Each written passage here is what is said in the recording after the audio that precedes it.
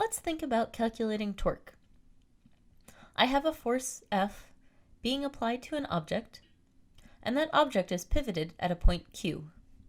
I'll define r as the vector from the pivot point Q to the point of the application of the force. Torque is defined as the cross product r cross F, which we can also write as r times F times the sine of theta. But what does that mean?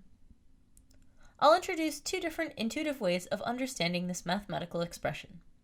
First, we can think about this as the magnitude of F times the quantity r sine theta. If we look at the direction of the force, then it is easy to see that r sine theta is just the part of r that is perpendicular to the force. So here, the torque is equal to the magnitude of the force times the magnitude of this perpendicular part of the vector r. This perpendicular portion of the distance vector r is often referred to as the moment arm.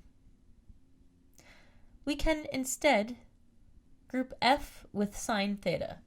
So this means that we're thinking of the cross product as the distance r multiplied by F sine theta, the component of the force F that's perpendicular to the position vector r. Here, I'm calculating torque as the distance between the pivot point and where the force is applied times the perpendicular part of the force. Be very careful about the sine theta term. In many cases, the angle theta that is given in the problem is not the angle that is used in the expression. In this example, F times the sine of theta will actually give the parallel component of the force.